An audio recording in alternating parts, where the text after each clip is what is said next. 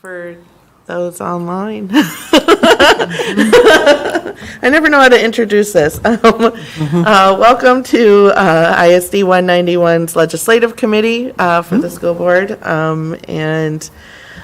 We have newer, now that we started our new calendar year, we have new committee members. So I'm Director Chester. I'll let our other two directors introduce themselves to our watchers.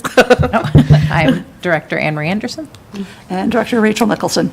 Great, welcome, and welcome to the Legislative Committee. We only have a couple items on our agenda tonight to discuss. One is a report from Dr. Battle on the Dakota County Legislative Breakfast. Thank you, Chair Chester and Legislative Committee members Anderson and Mickelson. So on Friday, January 31st, 2025, Dakota County held its legislative breakfast. This is where they bring together city officials, school district leaders, and legislatures to talk about their priorities for the upcoming session. The format is that you sit with your legislatures and also any other civic leaders. So at my table, I had Ramsey County Commissioner Workman and also our Burnsville Chamber President, Jennifer Harmony. We did have some representatives that serve our area, but they sat at other tables, a Representative Liz Ryer. But we have a robust discussion. So the Dakota County superintendents put together, we look at all the legislative platforms that our respective school boards have put forward, and then we come up with a Dakota County legislative priorities. I consulted with Chair Chester to go over those. And just to share a little bit, main priority would be to further reduce or close the special education and multilingual learner program cross subsidies, to fully fund or modify the unemployment insurance paid leave programs and READ Act. Of course, we always ask for an increase in per pupil funding. There were also some requests to increase long-term facilities, expand access to voluntary pre-K. There was also a very unique one about the request for data submissions that individuals or organizations should identify who they are and allow districts to recover all the costs. Also, there was an ask about refining the compensatory eligibility identification process. There were some similarities with county as well as cities. Priorities, especially about unfunded mandates, that if you're going to compel us and mandate us to do it, please provide the funding. So it was a really good session, well organized. So I suggest that we continue to be a part of it. It is limited in who can attend. I think we could have had 2 more people from our district, so that's a consideration when it comes up. When Sarah sends out your weekly calendar, please consider that. It's a great way to know other elected officials at the county level and all the different cities that are in our region and Dakota County. With that concludes my report. Any questions? Yeah, any? Yeah. Questions? I don't think I have any questions on that.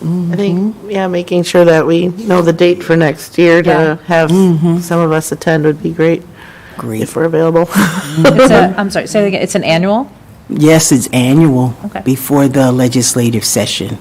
We all come together as a county. So probably January again. And they have breakfast, a nice breakfast. And Liz Workman, it was really good to be in conversation with her. I see her infrequently. Of course, Jennifer Harmony, our chamber president, I see her much more. So it's good for the 3 of us to learn from each other about their priorities and ask questions of each other. So I enjoy that time too. Great. Is the general vibe that like everyone kind of agrees that those are the priorities? Okay, just. Yeah, they have some real specific things, of course, for the county regarding land use and some big projects and, Sure. yeah. Okay. But pretty much there's, if you're asking us to do it, please funded. A few of the other cities, those data centers that are going in, apparently they need some support for that because it draws the electricity. So those were some of the unique things. Local control for the data centers.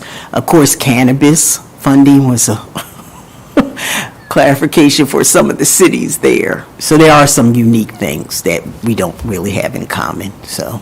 It could still be kind of interesting. Yes, it's very interesting. But with the Dakota County school districts, that's where we had that other shared legislative platform. Right. The ones I read, Yeah. those were the ones the superintendent, so you share your priorities from the city, the county, and the school districts at each table. So everyone, if there's a superintendent at each of the tables. So my Dakota County regional soups each had a table with legislatures, county officials. That's the setup. But I think that we have a shared Dakota County superintendent, like a district document, yeah. That's the one I was Yep, reading yep, from. Yep, which is kind of. So we'll post that in the minutes. So you that, can which is post really that. kind of cool, in addition to each district's own legislative platform, to have the shared one voice from a county. But then we have so many things in common too, so Yep. it was kind of easy. Yeah, there's quite a bit of I think overlap. there were only two that we didn't have when we discussed it, that weren't on our platform. Yeah, The data submission ones, we don't have that one. Okay. yeah, because we could, we want to keep it so that Yeah. for our district, that it, yes, that's important to our district, and it's also maybe not in the top things we identified at the moment, because we Right. also don't want to have, Higher and here's prices. 30 things we want. Yeah. Yeah, you gotta, Yeah. you gotta make it. And just so you know, the two board members are all the regional, I don't know if you know all of Dakota County, so it includes Randolph, that was a new one for me when I became superintendent. Yeah. So Farmington, Hastings, West St. Paul, Inver Grove Heights, Lakeville, South St. Paul, 196, Yep. Apple Valley, Eagan, Rosemont, and, Intermediate 917, they're represented. Yep.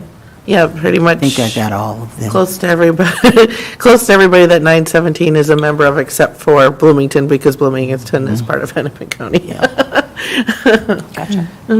In Scott County, just so you know, they have a different organization. It's called SCALE, Scott County Association for Leadership Efficiency. And so the mayors come to that, their city managers or administrators, the school districts. So Stacy Sovon usually goes, or Chris Belmont will go. So that's the other connection to Scott County. So they have their own legislative platform too. Right. So we have two counties. Yeah, I don't totally I get was this. going to ask, since I'm technically a Districting. Scott County resident, can I go to the Dakota County one? Or do I need to go to Yeah, so there's one SCALE. one? Yeah, okay. Yep. So then Prior Lake would be part of that one. Yeah. Yeah. Yes, so that's why Prior Lake's not in the Dakota County. And Shakopee Yep, does the Scott. yep, Shakopee too, yep. And Jordan, and I learned about all of those. Yep. What, is there anything past Jordan? I feel It's like not there- Faribault, it doesn't go that far. No. There's Belplain. Belpain is close, that might be in there. Okay. Okay, All right, awesome. thank you. And then, yes. Questions, let me know. We were just chatting a little bit, that the MSBA Day on the Hill is March 10th. And we are going to have a few of us from our school board, maybe more of us from our school board participating in that day. And many, Sarah is getting us registered, because then MSBA shared today that they will schedule meetings with local legislators, so that'll be good. One thing that the three of us were just chatting about prior to the start of this meeting is how can we have our local community members, if there's community members who want to join us on the Hill on that day, how to do that. And we were thinking that maybe once we know when the meetings are scheduled with our local legislators, maybe we can put out some sort of notice to have a meet-up to then go meet with the legislators during those times. Because I do believe, based off of experience last year, the introductory kind of welcome from MSBA, that room is really crowded and pretty packed. That'd be kind of, I think it'd be difficult to get other members of our community to join for that particular part of the Day on the Hill. And I think we can plan to do something 191 specific once we get more confirmation of when those meetings are. But we'll come equipped with our copies of the legislative platform. We like to have kind of like a packet of information to be able to talk with each legislator. Fortunately, our legislators know a lot about us and support us, and I think it's also a good touch point, though, because they might not realize our new legislative platform, and they can ask us questions too, and they can kind of give us an update of how they're seeing things progressing at the Capitol. Good idea. Yeah, and so, March 10th, if anybody's listening, is the Day on the Hill, and we'll have more information coming. And it's also, is it MAS Day? Yes. SA Day on the Hill as well, yeah. And then, is there a special ed day on the Hill too? I believe so. I can get that to you from Director Pietrowski. Yeah, because I know that we usually have representation go on that day too. But I can't remember. I think it's after our day or before. I think it's after. I think it's after too. Yeah, I can't remember the exact date, but I remember it being a little later. Yep. So that way we can talk with our local legislators about compensatory. We can talk with them about unfunded mandates and get a sense of their level, their support, or how that's going to transpire with this year. Any other thoughts about promoting MSBA Day on the Hill? Is there a limit of how many people can go, like, together in one meeting with a legislator? Like, Let me see.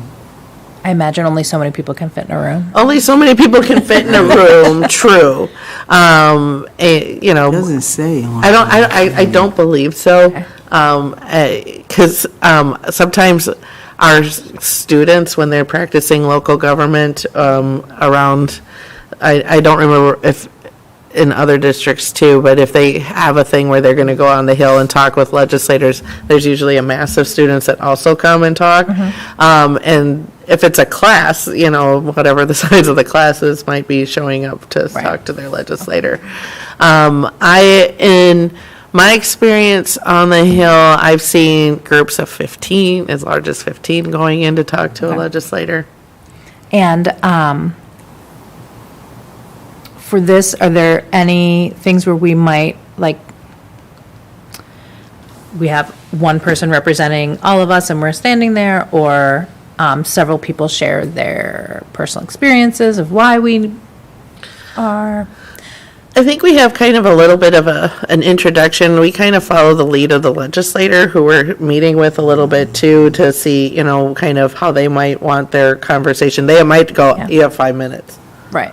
And- So just to see if Elevator space. So some people, if they feel like they have to talk and have to prepare something, would not want to go. But if they were there as a body, body of numbers, yes. then they're more comfortable with that, so. Yeah. Yeah, I don't think we'd put anybody in the hot seat. I think we would leave it to some of us to Sure. kind of start the talk or whatever, and then answer questions as we have them, or our legislator has them. Is that something we can kind of put out there in our messaging to either, whether on social media or to family messaging, if you would like to join us?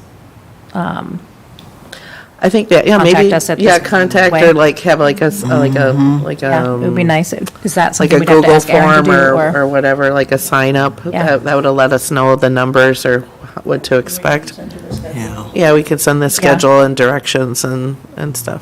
Yeah.